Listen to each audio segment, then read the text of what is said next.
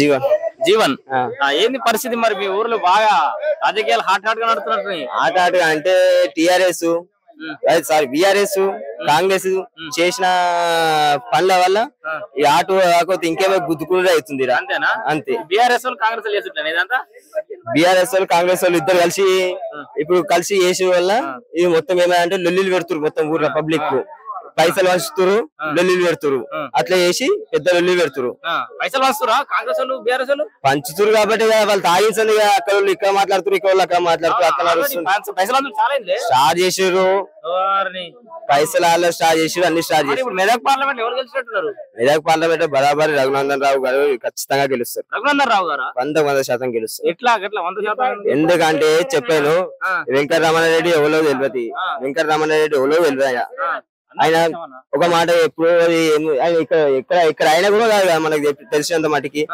ఇక్కడ ఆయన వెంకటరమణారెడ్డి తెలియదు నీళ్ళమ్మది అంటావా ఆయన జంపింగ్ జపాంగే ఈ పార్టీ ఆ పార్టీ ఈ పార్టీ ఆ పార్టీ అదొకటి ఆయనది. రఘునందన్ రావు ఒక ఆయన జడ్జి అది లాయర్ ఆయన ఆయన కరెక్ట్ మాట్లాడతారు ఏది ఏది కరెక్ట్ మాట్లాడతారు కానీ బరాబర్ ఈసారి మాత్రం ఖచ్చితంగా రఘునందన్ వస్తారు. రఘునందన్ రావు గెలుస్తాడు ఖచ్చితంగా వస్తారు. అంటే ఇప్పుడు మోడీ హవా నడుస్తుంది ఇక్కడ సైడ్ మోడీ హవా ఖచ్చితంగా నడుస్తుంది.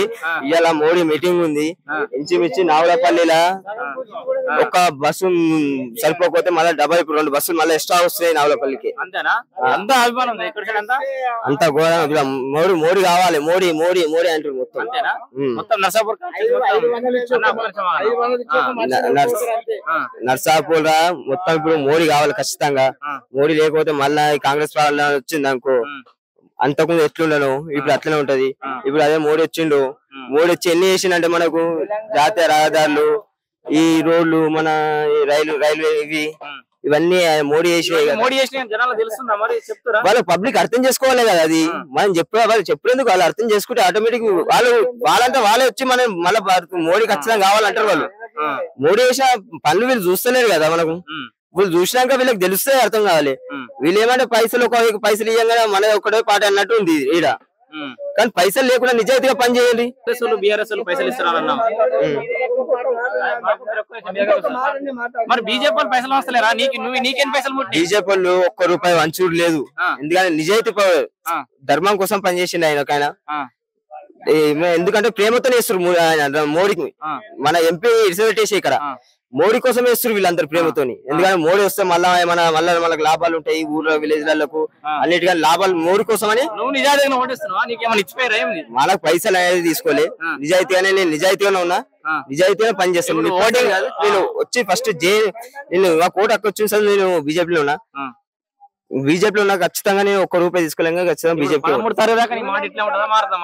మాట మార్చలే ఉండదు. ఊడ మొత్తం తెలుసు బీజేపీ అని. నువ్వు మాట మారేది లేదు బీజేపీకి ఎత్తాడు. బీజేపీ ఖచ్చితంగా చేస్తా. ఎందుకంటే మన మోడీ రావాలి పైన. కింద ఏమన్నా గల్లీలో ఎవరున్నా వేస్టే పైన మాత్రం మోడీ ఉండాలి ఖచ్చితంగా. మోడీ ఉన్నాకో మన పనులు అవుతాయి. మోడీ లేదనుకో మళ్ళీ ఇదే కాంగ్రెస్ వచ్చిందనుకో మళ్ళీ గదే బిచ్చ బతుకులు అవుతాయి. మొత్తానికి రఘునందన్ రావు గెలుస్తాడు. మెదక్ వాళ్ళ 100% రఘునందన్ రావు గెలుస్తాడు.